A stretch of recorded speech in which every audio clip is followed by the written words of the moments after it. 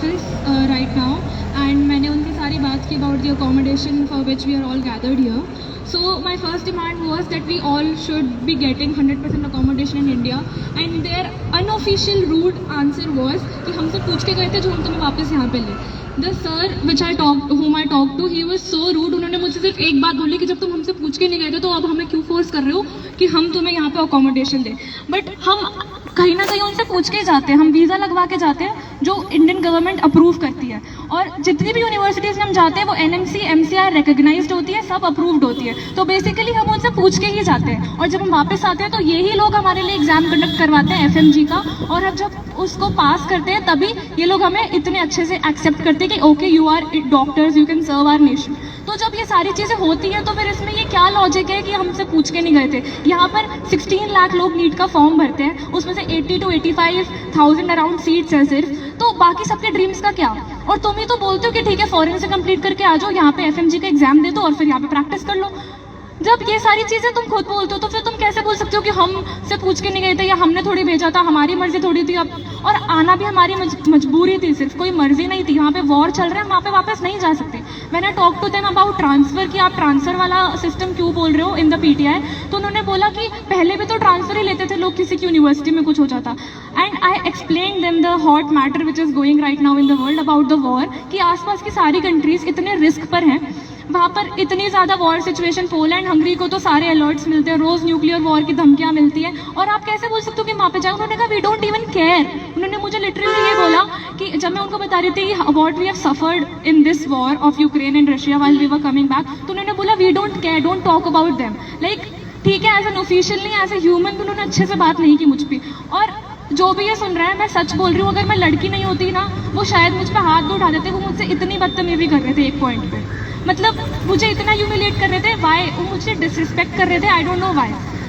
Then उन्होंने मुझे बोला कि मैंने बोला कि डॉक्टर्स की वैसे भी इतनी शॉर्टेज है, तो आपको तो खुश होना चाहिए. This is a golden chance for India कि उसे इतने अच्छे डॉक्टर्स मिलेंगे एट द एंड, बिकॉज अगर हम इंडियन कॉलेजेस से पढ़ेंगे तो आपके हिसाब से तो हम और अच्छे डॉक्टर्स बनेंगे. तो दे सेड कि सबसे ज़्यादा इंडिया में ही डॉक्टर टू पेशेंट रेशो है. आई डोंट नो ये डेटा उन्हें कहाँ से मिला, लाइक गूगल पे भी नहीं है, और ये तो एक कॉमन सेंस है कि इंडिया में डॉक्टर्स की शॉर्टेज है. कोविड में पता चला, बट वो ये चीज़ मानने को भी तैयार नहीं थे कि इंडिया में डॉक्टर्स की शॉर्टेज है. तो शायद वो हमसे कम एजुकेटेड है जो वहाँ बैठे हैं, या फिर उन्हें हमसे कम नॉलेज है, आई डोंट नो. देन उन्होंने मुझसे फ़ीस के बारे में पूछा, तो मैंने उन्हें बताया कि 35 तक हमारी सारी सब कुछ इंक्लूडिंग एवरीथिंग हो जाता है, लाइक रहने का खर्चा एंड ट्यूशन फीस मिलाकर. तो जब मैंने उनको बताया कि 1 CR तक इंडिया के प्राइवेट कॉलेजेस में मिनिमम 1 CR तो लगते ही लगते हैं, वो इस चीज़ को भी मानने को तैयार नहीं थे कि इतने लगते हैं. मैंने उनको बताया मेरे मार्क्स 450 थे, मुझे हर प्राइवेट कॉलेज मिल रहा था मेरे स्टेट का, लेकिन मैं अफोर्ड ही नहीं कर सकती थी क्योंकि मैं 1 CR नहीं भर सकती. 1 CR तो मिनिमम था, उसके बाद इतने सारे और मिला के वो 1.2 1.3 तक जाता, नहीं कर सकती थी मैं अफोर्ड. इसलिए मैं 35 वाली यूनिवर्सिटी में गई, क्योंकि मुझे वापस आकर मुझे पता था कि यहाँ पर प्रैक्टिस तो मुझे मिल जाएगी, they will approve me then, जो ये आप अप्रूव नहीं कर रहे हैं. ये हमारी क्रेडिट कैपेबिलिटीज़ और हमारे एलिजिबिलिटीज़ पर डाउट कर रहे हैं, बल्कि हमसे कम मार्क्स वाले लोग यहाँ पे ऑलरेडी पढ़ रहे हैं. मैंने उनको ये चीज़ समझाई कि रिजर्वेशंस हैं, आपके मैनेजमेंट कोटा, NRI कोटा, इतने कोटाज हैं, 200 250 मार्क्स वाले सब पढ़ते हैं. हम 450, मेरी यूनिवर्सिटी में तो 500+ वाले लोग भी हैं जो नहीं यहाँ पर एडमिशन ले पा रहे. तो तब आपको, और वो मुझसे ये तक बोलने लगे इतने रूडली कि मैं मरना प्रेफर करूँगी रादर देन आप लोगों से ट्रीटमेंट करवाना. और यही अगर हम 2-3 साल बाद वापस अपनी डिग्री कंप्लीट करके आते तो खुशी खुशी सब हमारे क्लिनिक में आ जाते. लेकिन अभी आई डोंट नो इतनी हेटरेड क्यों आ रही है, इतनी नॉन ह्यूमन बातें कर रहे थे वो. I don't know why did they say that. Then उन्होंने बोला कि आपको वहाँ पे जाना ही नहीं चाहिए था, नीट तो 25 ईयर्स की एज तक पहले भी दे सकते थे, तो कितनी बार नीट दे देते, नीट ही देते रहते 4 साल 5 साल और वेट करते. मतलब रिजर्वेशन के थ्रू सबको मिल रहा है एडमिशन, और हम 5 साल 6 साल नीट ही देते रहे, उसके बाद हमारे 5 साल की डिग्री करें, 35 ईयर्स तक हमें, मतलब 35 की एज तक हम डॉक्टर बने, उसके बाद कुछ करें. तो उनका कहना था कि 50-50 साल के लोग भी करते तो तुम क्यों नहीं कर सकते. मतलब इतनी इलॉजिकल बातें कर रहे थे जिसका कोई तुक नहीं है. अब ये सारी वो सिर्फ बहस करना चाह रहे थे और ये बोल रहे थे कि हम कुछ नहीं करेंगे, हमने तो अपने हिसाब से जो बनाना था बना दिया.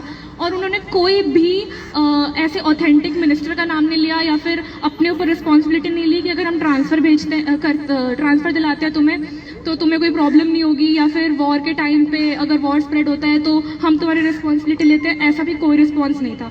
तो it was a very illogical answer and a very rude answer from them. और आई डोंट नो, उन्होंने मुझे ह्यूमिलिएट भी किया, तो they were very inhuman towards me. And किसी और को कुछ करना है अबाउट. और वो ये कहना चाहते हैं कि हम लोग जो यहाँ पे 4th, 5th, 6th ईयर के MBBS स्टूडेंट्स हैं, हम लोग कम एजुकेटेड है 11th एंड 12th से, जो अभी भी नीट दे रहे हैं. तो तभी तो उन्होंने कहा ना कि तुम वापस नीट दो.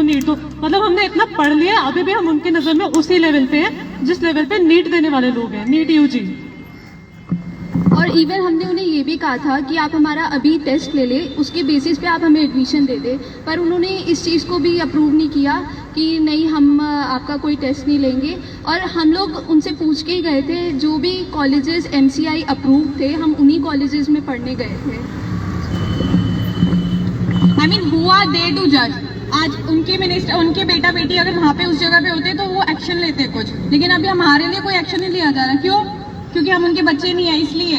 और दूसरी बात, जब हमने ये चीज़ भी बोलते हैं कि आप हमारे को टाइम दे दो, हमारा पेपर आप ले लो, जो जो यूक्रेन से आए हैं उन सबका पेपर ले लो, और आप इतनी आपको एलिजिबिलिटी चेक करनी है कि कौन कितना कैपेबल है, आप वो लेके देख लो. लेकिन नहीं, वो उसके लिए भी एग्री नहीं कर रहे हैं.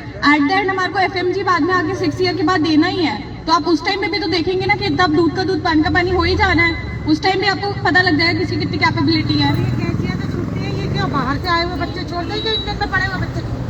The one thing they said was कि हमें क्या फ़र्क पड़ता है कि यूक्रेन में क्या हो रहा है. तो I would like to say, even as doctors, your first patient, एक को थोड़ी सी sympathy, एक थोड़ा सा humanitarian quotient आपको हमेशा होना चाहिए. And they are the people who are giving this nation lots of doctors. So I think as officials also, as human being also, उनके अंदर एक थोड़ा humanitarian quotient, एक थोड़ी sympathy होनी चाहिए. जो he cannot say that कि हमें क्या फ़र्क पड़ता है यूक्रेन में क्या हुआ, we don't care, उसकी बात मत करो, talk about what's here. अरे वहाँ जो हुआ उसकी वजह से we are here. So he should understand, he should show a little bit of common sense in answering all those questions and not just nullify and just get it out कि मेरे सिर से गया and now I can't do anything. So he should take some action. And they talk about the capabilities of us. First of all, I would like to say the students who are studying in private medical colleges in India, they don't give any exit exam. Us who graduate from foreign medical universities, we give the exit test. So there is no point of judging us on our capabilities, because एक बच्चा जो 200-250 marks लाके private medical college की fees afford करके वो doctor बन सकता है एंड वो सर्व कर सकता है नेशन को, then why don't we? Because we are same eligible than us. And the thing that they said that कि तुम हमसे पूछ के नहीं गए थे, सो बी अवेयर, ये उन्होंने सारे FMGs के लिए कहा है, जो भी जितने भी कंट्रीज में जाके बाहर MBBS कर रहे हैं सबके लिए कहा है उन्होंने. अभी तो हमारे ऊपर पड़ी है, we are Ukraine return students, इसलिए उन्होंने हमसे बोलने का मौका मिला है, but they have also deferred it for all FMGs. You should keep that in mind.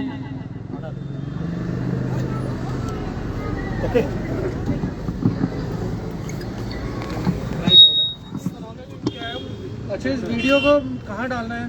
जो जहाँ डाल सकता है एक्सपोज कर दो, जहाँ डाल सकता है वहाँ डाल देना. एक्सपोज तो यूट्यूब पे तो डलेगा. हाँ, आप करो, I have no clue about that. इसको कैसे सेव करेंगे लाइटली? आई थिंक ट्विटर से थोड़ा डिलीट करके इंस्टा या फेसबुक पे भी जाओ, वहाँ ज़्यादा ट्विटर पे कम लोग जाएंगे, सबको नहीं आता ट्विटर चलाना. सेव कैसे?